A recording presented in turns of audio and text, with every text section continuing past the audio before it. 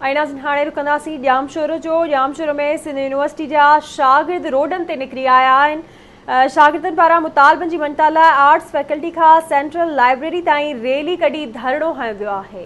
बिल्कुलु नाज़रीन, अहम ख़बर अवां ताईं पहुचायूं पिया ॼामशोर मां, जिते सिंध यूनिवर्सिटी जा शागिर्द रोडनि ते निकिरी आया आहिनि।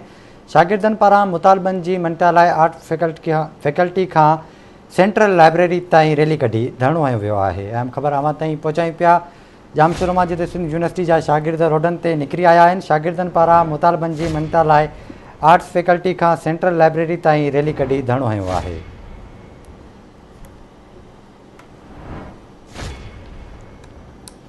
आगाह कयूं अव्हां खे ॼामशोर मां, जिते सिंध यूनिवर्सिटी जा शागिर्द रोडनि ते निकिरी आया आहिनि।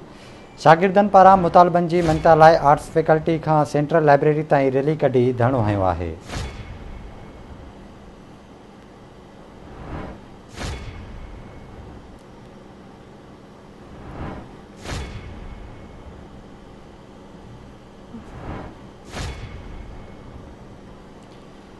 तफ़सील मालूम कंदासीं ॼामशोर मां अली मुराद चांडियो खां। जी अली मुराद, छा तफ़सील आहिनि?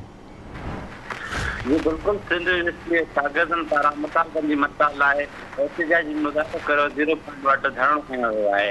मुख़्तलिफ़ शोबनि जे शागिर्दनि हॉस्टल जे सिक्योरिटी गार्डनि पारां बदतमीज़ी करणु ऐं हॉस्टल में बुनियादी सहूलियतूं न हुजणु, ट्रांसपोर्ट इंतज़ाम बहितर न हुजणु ऐं इवनिंग जी शिफ्ट में जेको पॉइंट बसूं यूनिवर्सिटी इंतज़ाम पारां बंदि कयूं वियूं आहिनि, उन ख़िलाफ़ जेका सेंट्रल लाइब्रेरी खां एहतिजाजी रैली कढी 0 पॉइंट पहुची धरणो हंयो आहे। मां इहो ॿुधाईंदोमांसि त एहतिजाजी धरणे में वॾे अंग में शागिर्द ऐं शागिर्दान मौजूदु आहे। ठीकु आहे, वॾी महिरबानी अव्हां जी अपडेट करण लाइ।